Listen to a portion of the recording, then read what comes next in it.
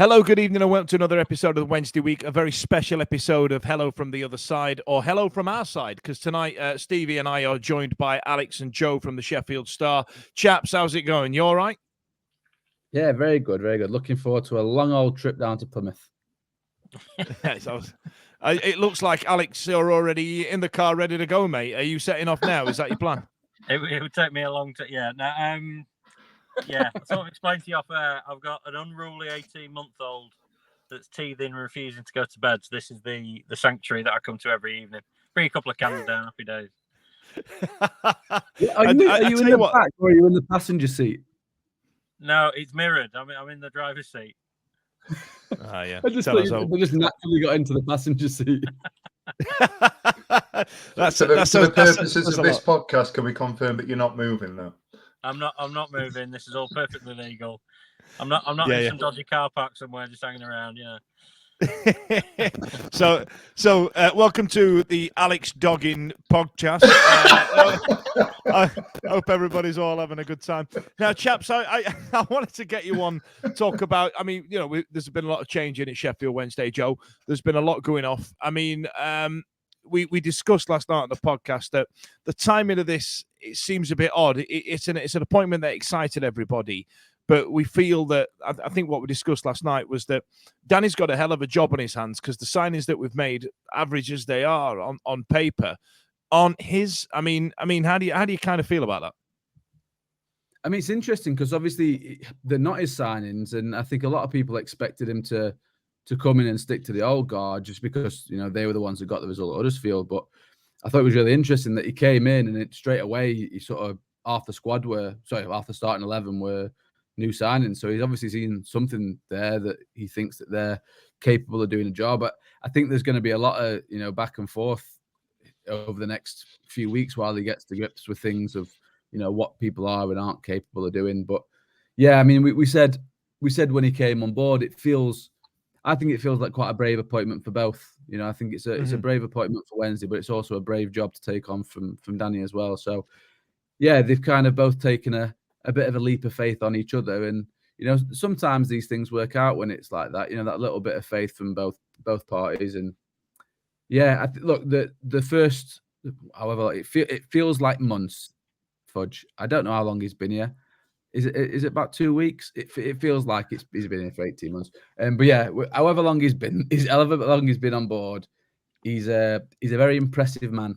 The way that he talks, is the way that he discusses football, the sorts of answers that he gives us when we chat to him about various different things. Yeah, he's an impressive brain. Go on, Steve. I've gone straight away. I'm so sorry. I was just about to ask. You get obviously a bit of a different insight to people like us that obviously see bits and hear bits. You're more at the chalk face sort of thing. So does it feel different to the managers that we've had in the past? And I know we can go back to the Moores, the Monks, the Chiscos. When does he command a sort of a presence that's a little bit different? I think to be honest, a lot of them have commanded a press room in a different way. Darren commanded a room just presence-wise, as soon as you were there, because just sheer physical size, and because of the way that he spoke, Darren was very, very calm, and that was just the way that he was. Everything he said was the same sort of level. And Chisco was different. Chisco was very sort of. I know there was a lot said about his interviews and stuff like that, but when you actually spoke to him, face to face, and when it wasn't necessarily the bits that were getting a bit aggro, he was a very charming bloke, really likable, and there was that aspect to him. With Danny's just like really forthright. You ask him a question, you get an answer. There's no 40, 50 second answer around what's going on. You ask him a question and it's like, yeah, this is the situation. So it catches you off guard a little bit as a journalist because we've got used to having to, sort of double guess what's being said, thinking, right, we need to line this next question up. Whereas with Danny, you just go, right, is there a reason why he was left out? And he's like, yep, I didn't pick him. Excellent. Right, okay. Cool. I reckon that might be something he might learn going forward, that managerial talent of saying a lot without actually saying anything. He doesn't. I really hope he doesn't. It's really nice. I think it's nice to be able to just get these quick answers. Well, especially when we're going to be at a cold Plymouth on Wednesday night. I hope he don't learn by then. He can give me a short answer as he wants tomorrow. It's going to be pretty cold. I mean, Alex, Plymouth's going to be a tough task. They've not lost at home in what seems like about 20 years. It's a long way to go, and given the form that we're in, I mean, how do you feel Sheffield Wednesday are going to fare under this new regime, as it were? I was encouraged by Saturday. I thought they played really well. They obviously didn't create too much, but you sort of come away from that game thinking if one of those headed chances had gone in, yeah, or the penalty been given or retained, it's potentially season-changing stuff, isn't it? Because you come away from it, new manager bounce. Everyone's still, skipping away from Vicarage Road, and it just felt like a bit of a gut punch. But you look at the performance, and in a lot of ways, I wouldn't say it's the best performance of the season, full stop. But in a lot of ways, I think it was in terms of going forward and being a lot more front foot. All the things that Chisco spoke about early doors, I think we saw more of that on Saturday than perhaps we had done in Chisco's reign itself. So, I'm encouraged by it. I think Plymouth are in a funny position that, as you said, they're obviously very, very strong at home. They're in a little bit of a wobble at the side. I think they've won in the last two. I'd have to have it. Oh, Christ, hang on. just for the visual listeners here, ladies and gents, Alex's lights have kicked in, and that's going to happen every about 10 minutes. So brace yourselves for that, kids. We're in for a bumpy ride. This is an absolute shambles of a podcast. Also, someone's breaking into his car, and his car's telling him about it. I'll play around with that in a bit.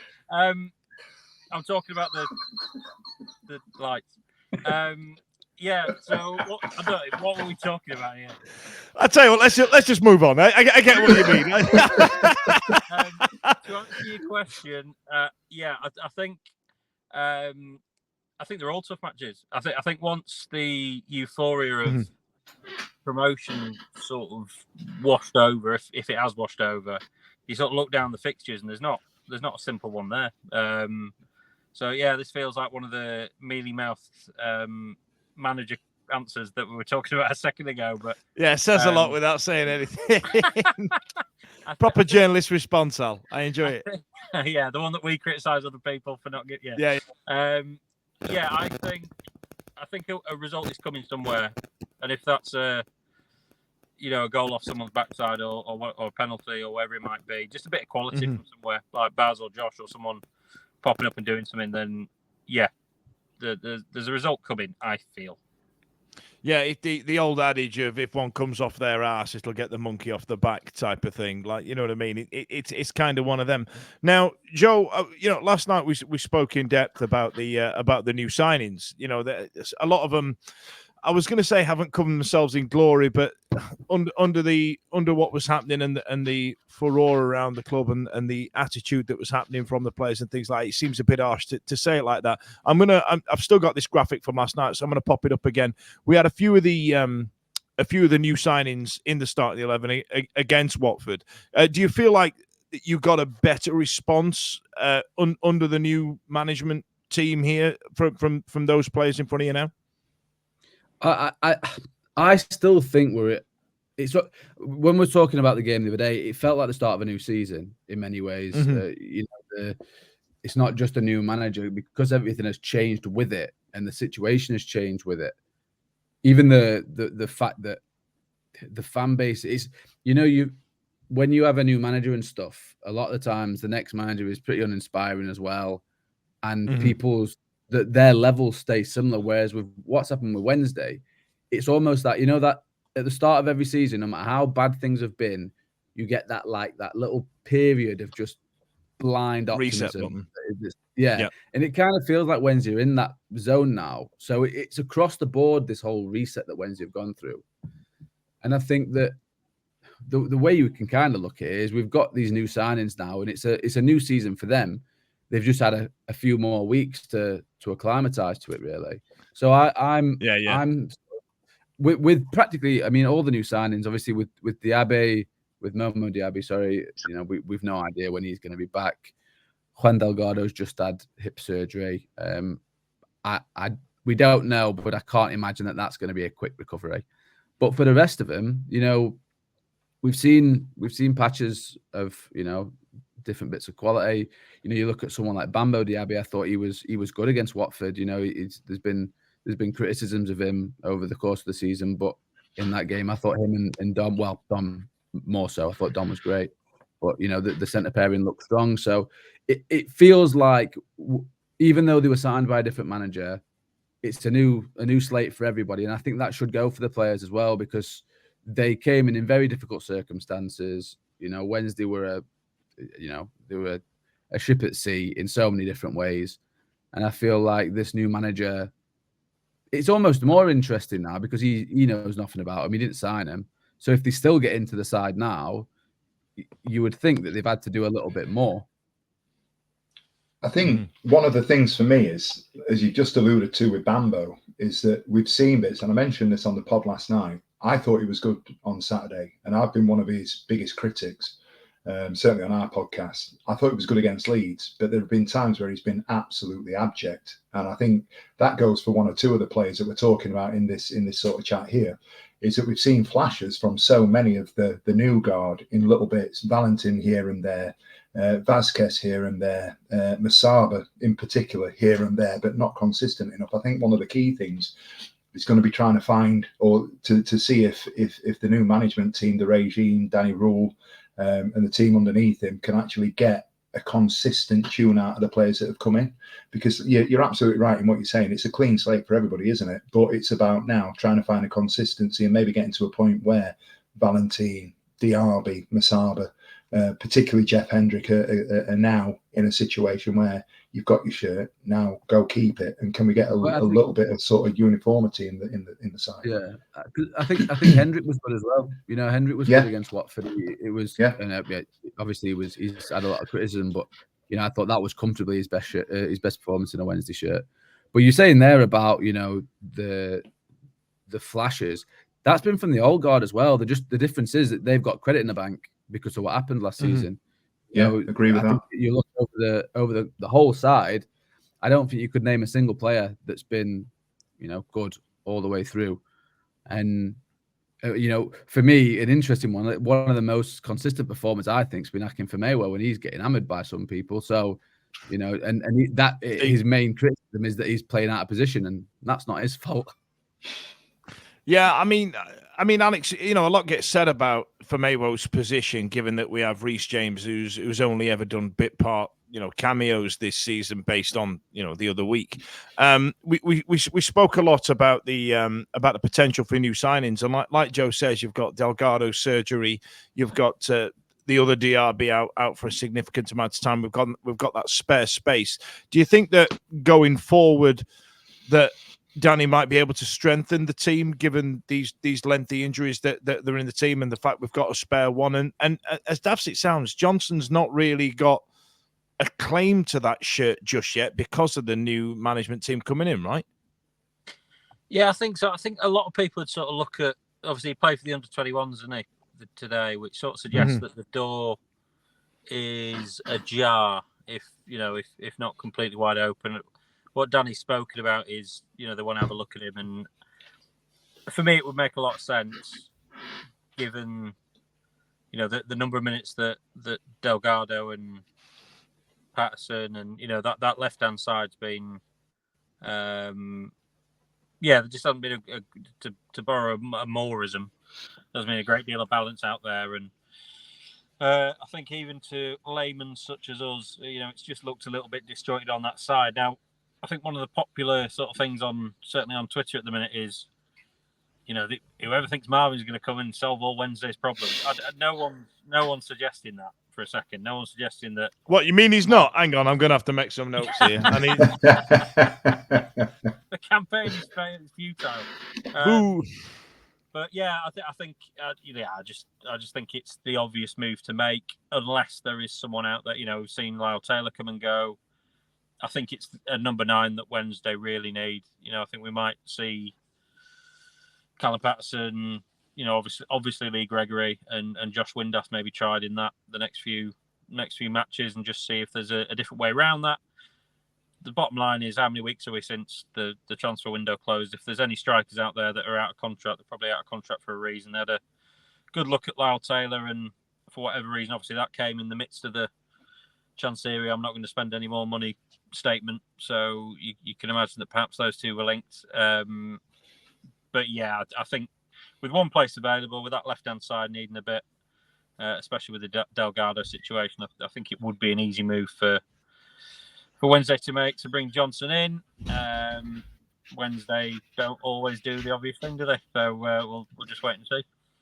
Well, just on Patterson, I was going to say, with Danny being so like data driven, that he's just gone. That guy runs loads, so I'm going to stick him up. And I'm just gonna ask him to just press. And to be fair, it's what he does. Pato was chasing down everything the other day. I imagine there's going to be a lot of that stuff with Danny, where the data that we that people like me and Alex look over from games, where we're going to start being able to predict. It's probably wrong, but you're going to be able to look at it and go, yeah, that's exactly why he's been put in there. Mm-hmm. I mean, Joe, I'd love to talk to you about Ashley Fletcher. Not exactly covered himself in glory as a Wednesday legend right now. Do you feel like there might be a point where Danny in January might go, we're going to see if we can talk about sending him back and give his shirt number to somebody else, that that type of thing, or do you reckon they've all got a clean slate right now? I think they've all got a clean slate. I genuinely believe that. I mean, obviously, the Fletcher one was impossible to call over the weekend because he wasn't allowed to play. So, that wasn't, it wasn't in question in that sense. But obviously, the fact that, Bailey Kadamari got on the bench ahead of not just him, for the Huddersfield game, is, that's an interesting shout about where things are at. But I do think that they've all got a clean slate. But the other thing is, you talk about sort of cancelling the loan. That's got to be mutual anyway. Yes. It's the break clause might. We don't actually know if there is a break clause with Fletcher. There so often is. We know, with Blackburn, we're very quick to point out that there is one with John Buckley. You don't often see it in the press conference from the club saying, no, don't get carried away. If he's doing well, he's coming back. But yeah, with Fletcher, there might not be a break clause at all. It might be one that both parties have to agree to. Wednesday might, turn around and say we want to go in a different direction, and Watford could say, no, thanks. We'll leave him with you. We think he's got more of a chance there. So there's all these things to take into account with this stuff. But sorry, go on. I was just going to ask on that. Sorry, Joe. No break clause. We retain him, but can we still deregister him? And it sounds horrible to say it. Obviously, you've got a squad of 25. Can we retain the player? But obviously, we move in terms of the players that we can have in our 25-man match day squad that's going to go forward. And I know that sounds horrible, and I'm looking at it from the other side now. Like, why would we pay for a player's wages just to have him sat there playing for the under-23s dev squad? Mate, I'm just thinking outside the box. If we're looking for movement and we're looking for change, can I jump on the? Can I jump on a soapbox and sort of ask this Fletcher stuff? Mm-hmm. I'm not going to pretend he's coming in being good. Right. There's no point dressing it up. He's become a figure for scapegoat to talk about. Yeah, well, scapegoat's a strong word, Stevie, but you said it, not Ray. Has he been that much worse than the other strikers? Go on, Steve. I think. Do you know what? It's a difficult one because it's like, I'm not going to use any sort of inappropriate analogies, but it's the bar has been set really low, hasn't it?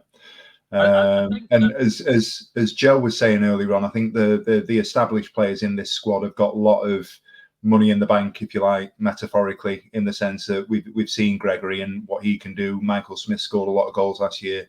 Pato's a bit of a cult hero. We know what Josh Rindas can do. There's a huge clamour for Cadamarteri, and I'm on the fence with that one, if I'm honest with you, because playing junior football respectfully, or under 21s football versus playing championship blood and thunder football are two different things, aren't they?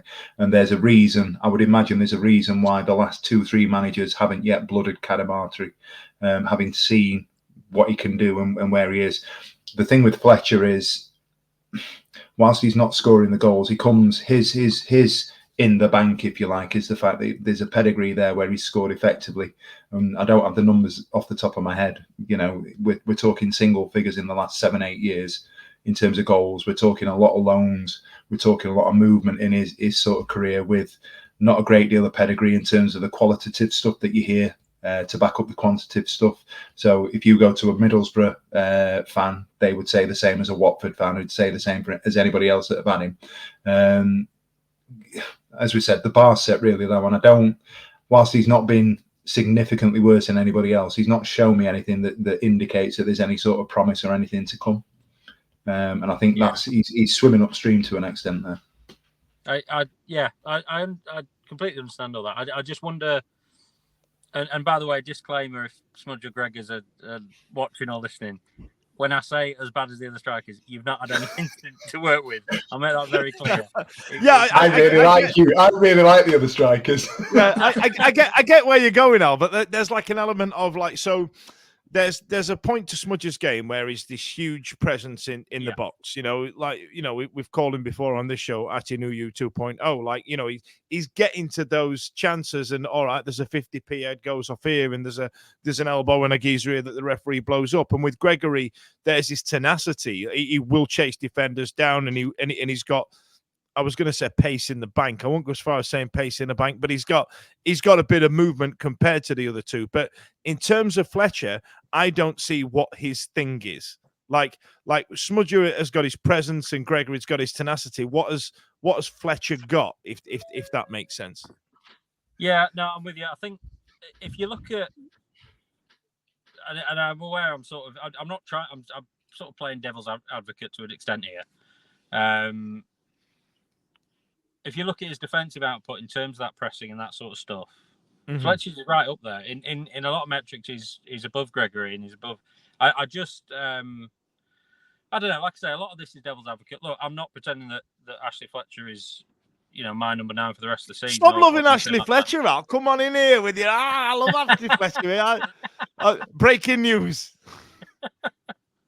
But yeah, I just wonder, you know, how much of it maybe is an optics thing in terms of, you know, the flip side to Stevie's argument was, you know, with him not having scored that many goals, if he'd played the last 2 years in League One, he might have got a few more, you know, and equally, if you'd asked Stoke fans or about Lee Gregory, or you'd asked Pompey fans about Smudge, you know what I mean? So look, there's, like I say, I don't know, I'm almost sort of,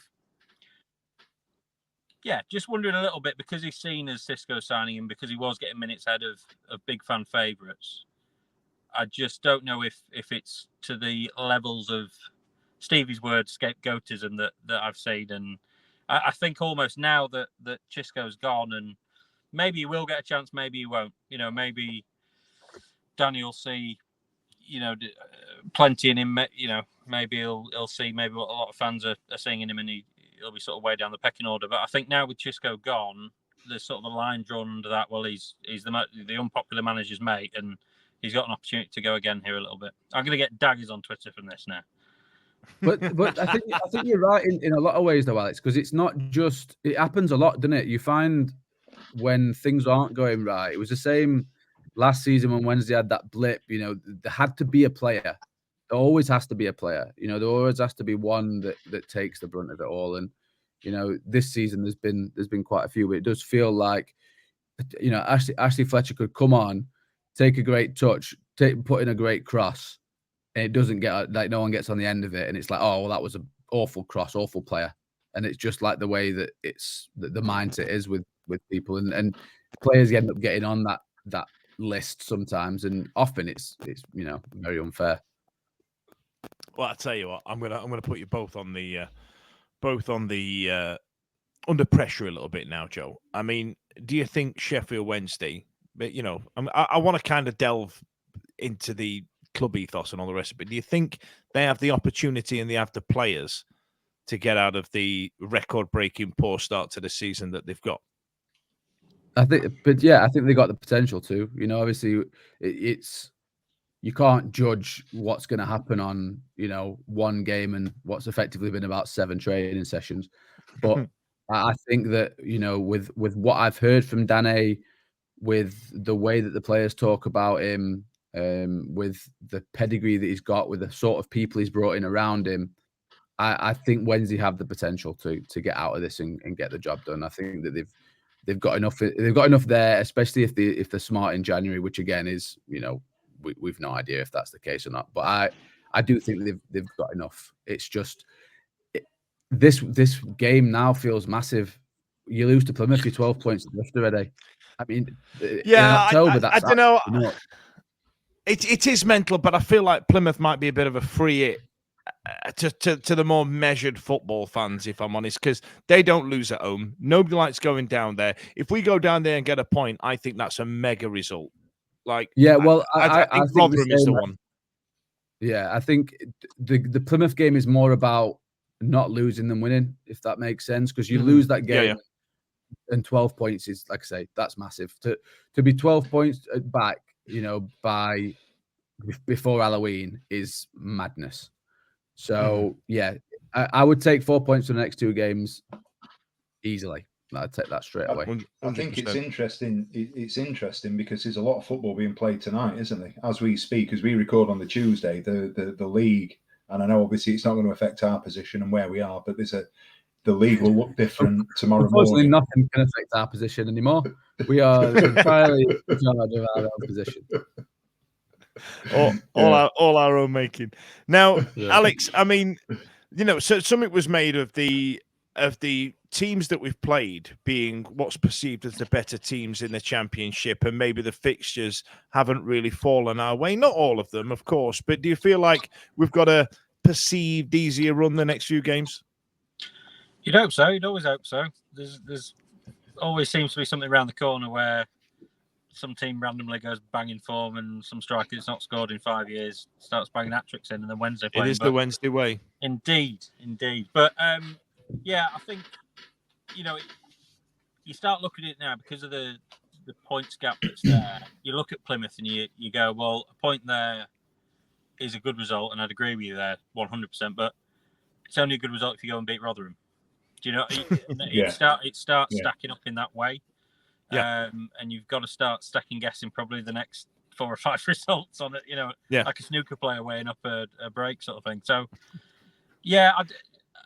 I'd sort of agree with Joe that there is enough there. They've got to get scoring goals. Well, they've scored 2 in the last 10, I think. 5 all season. 2 of them were when they were behind at Hull, and they've just got to find a way to start scoring goals. And however that might be, if that ends up being Pato and Smudge up top and Dom Iorfa banging it forward, I don't think it will be. Whether it's nicking the ball off, as we saw against Watford, they had some joy, recovering the ball in the opposition half. That could well be a good way forward because there's some good personnel for that as well. So, they're just it's a simple thing to do in it, but score more goals than the opposition, they can get a run going. Yeah. That's pretty much how it works. All right. So goals and conceding less. Excellent. We get paid for this garbage. You know that. Have you got like a book of cliches that you get given when you qualify from uni and you get your degree in the cliche book? And I'll be sick as a parrot. No, that's a bit 60s. That one. I'll move on. It was written in the 40s by Big Z, and we've all So I tell you, the reason I wanted to get you on, chaps, is that I know you've taken a foray into published authors. Now, Alex, you did it before in your wonderful book about the 91 Rumbelows Cup win, but you did this together. Now, I know you guys work a lot together. What I want to know is, obviously your feelings and the way the furore around the club kind of dwindled over the summer. I want to talk about that. I also want to talk about, the build up to the game. And Joe, you were there around the bar in Covent Garden and being in all around it. And we were all there for the Peterborough comeback and all the rest of it. What I want to know first is, given that you spend all this time together, are you starting to piss each other off yet? Or are you like... Only private, like we don't talk about it.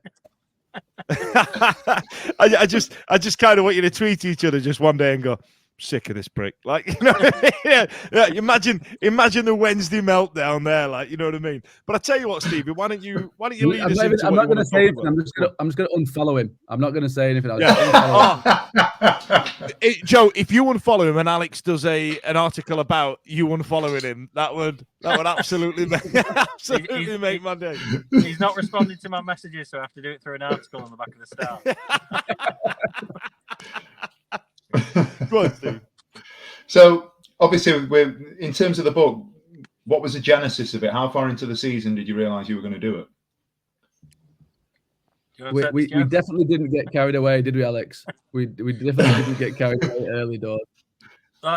Early as New Year, wasn't it? We were sort of maybe not New Year, but a few weeks into I think certainly by the Newcastle game, we sort of felt that if they were going to get promoted, and we all thought at the time automatic, perhaps.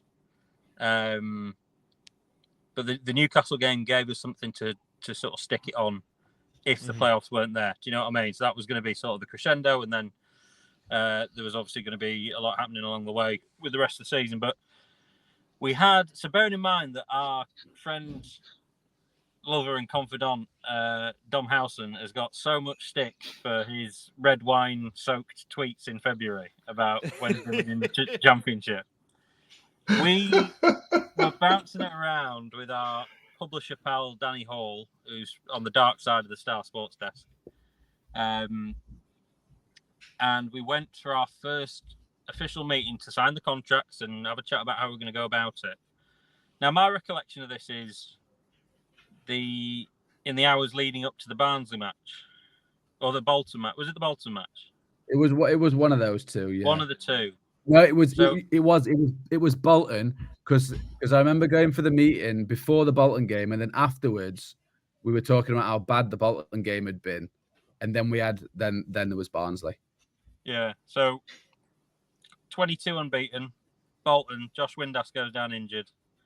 Oh, they were rubbish there. Ha ha ha! Wouldn't it be hilarious if our meeting has jinxed the rest of the season and Wednesday aren't going to go up? Oh, so it's your bloody fault. We can talk about his jumper all bloody day, but it was your fault that we had that blip. Yeah, but without that blip, it wouldn't have been as good, would it? So it's yeah. I mean, there were certainly. I remember standing with Joe at Peterborough after the first leg and sort of going, well, at least we don't have to turn the book round in 2 months now. Do you know what I mean? It just felt, and if Wednesday hadn't gone up, obviously we wouldn't have done the book.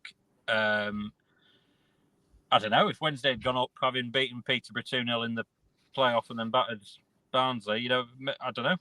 I think we probably would, but it wouldn't have had the same narrative. So, no.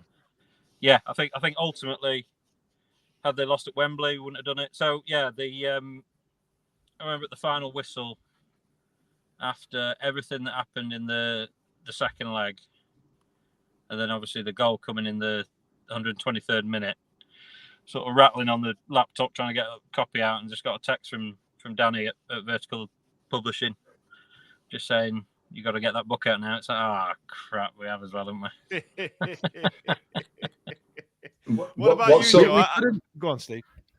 No, I was just gonna ask, what sort of processes have you gone through, like in the interim between having to get the book out, you two working together?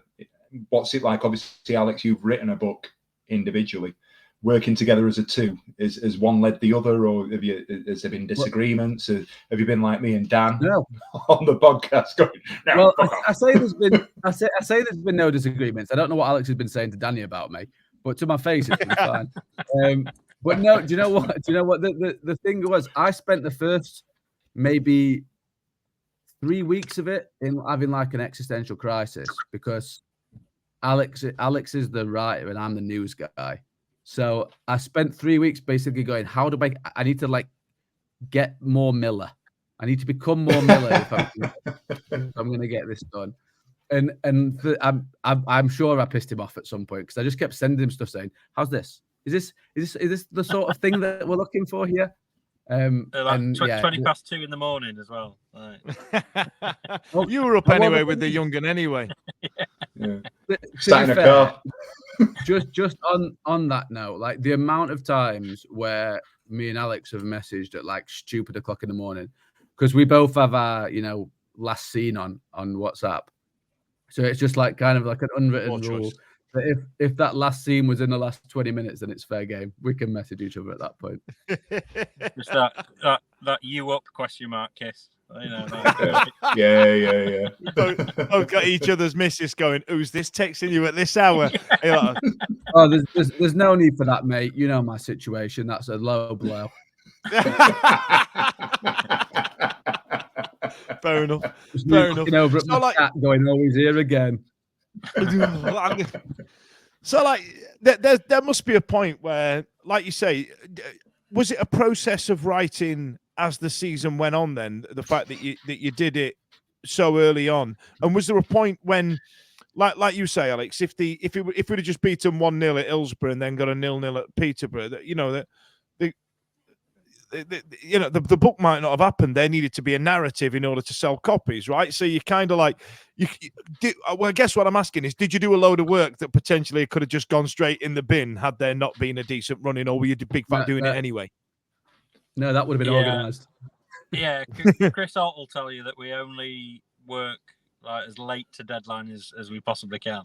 So, I don't know about Jeff. I think as the season went on, I certainly started making notes of little bits of colour here or there that perhaps we'd seen or we'd had access to that everybody else didn't, which sort of helped along the way.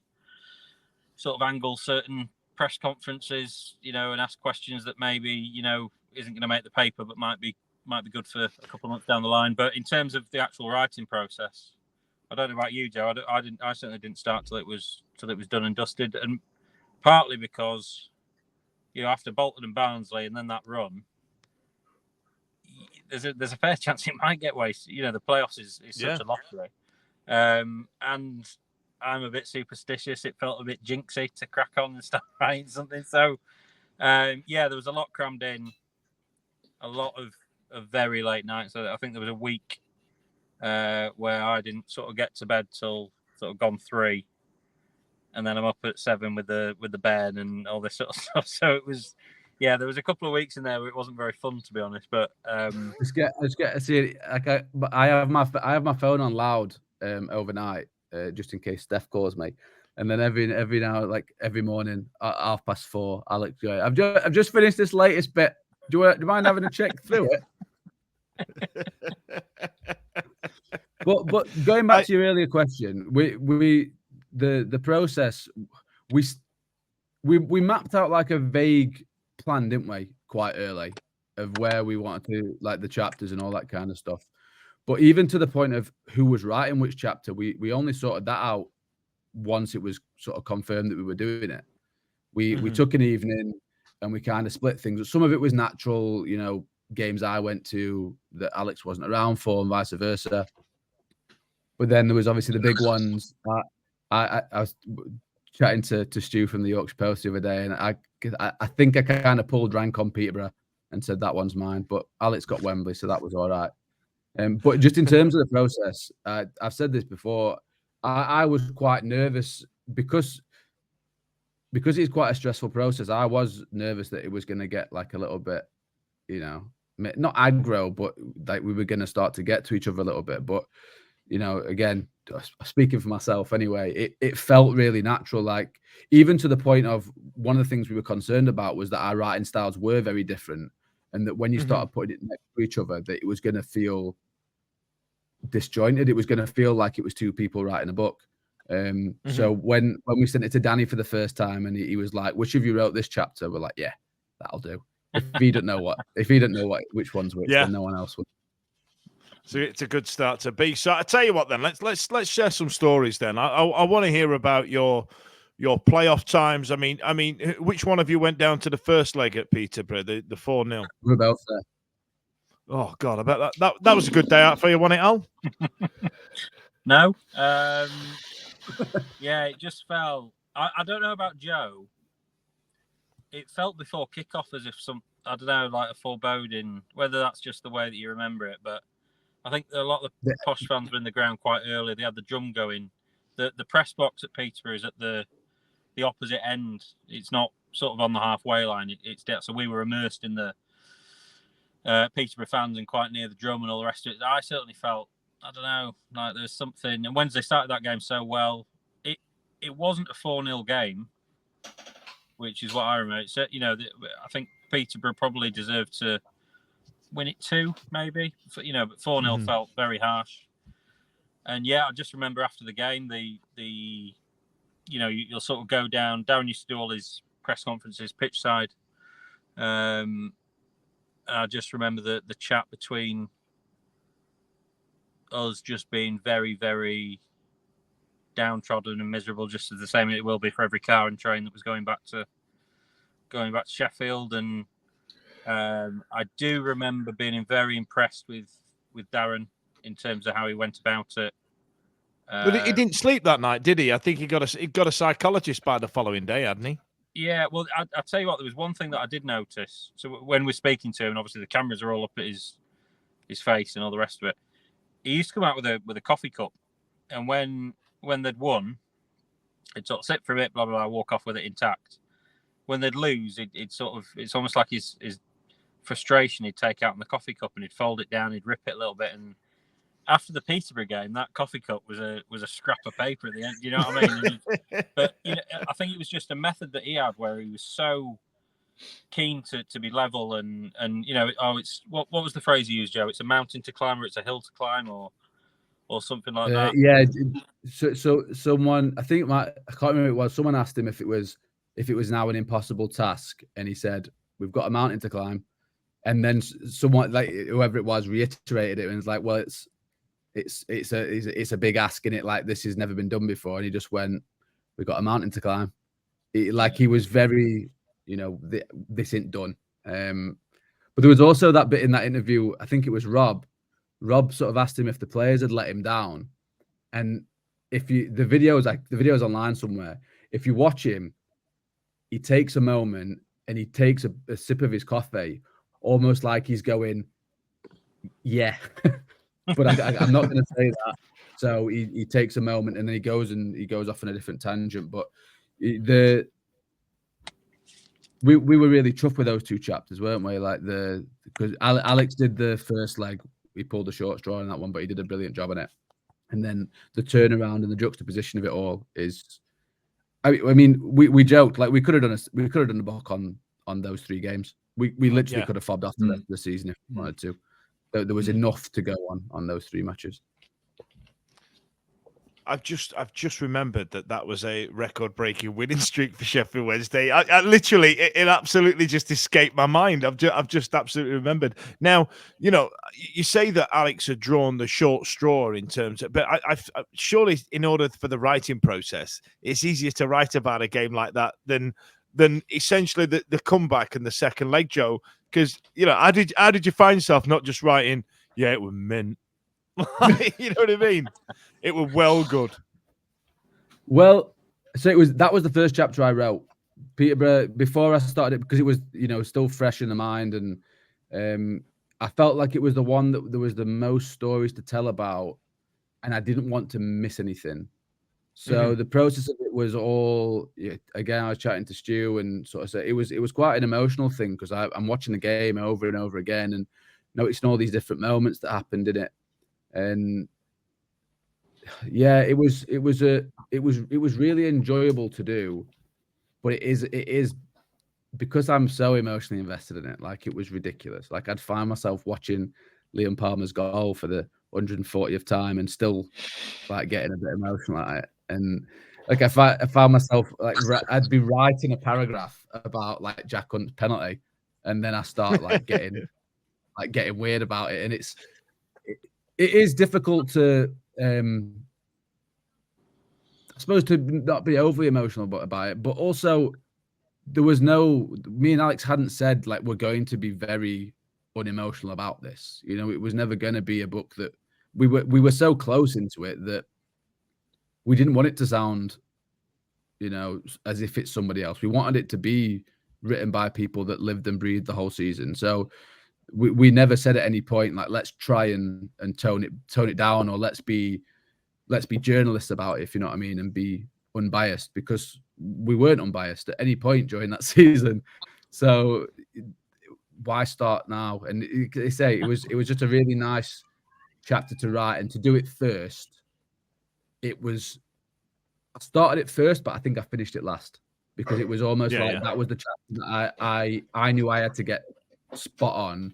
So I finished that chapter, but then even when we were doing the edits at the end, I was still chopping and changing bits of that. You wanted to go back and do it again, because Wembley essentially was a bit of a boring game. Sorry, say that again. The Wembley itself was a bit of a boring game, and it was kind of like, we endured all this. Then we scored last minute. There's the narrative there. Everybody lost their mind. But Peterborough had a plucky underdog story. It had a full-on tale to tell, didn't it? That was kind of the one to write about. Steve, I'm running short of time. Is there anything you'd like to ask the chaps before I have to wrap this up? Because I've just realised what time it is. I could do this all night. I know. I'm the same. I'm not really. I think we'll go straight to the plugs, to be honest with you. Okay. So I tell you what, if you're watching this on your laptop or you're watching this on a big telly, I'm going to put the QR code on the screen now. Yeah, thanks, Joe. It's just like Owen Quigg from X Factor, just like call now, call the phone. So I've got the QR code if you would like to purchase a copy of Joe and Alex's book. It's going to be very emotive, and it's going to relive what was an absolutely batshit season. There was no point in the season where everything just seemed okay. I was either mega up or I was absolutely on my ass. And running a show such as this, a podcast such as this, it just absolutely slaughtered me, because, you know, every week it's difficult, because every week I'm going, we were fucking brilliant, and then for about 2 months we were fucking rubbish. You know what I mean? There was no middle ground.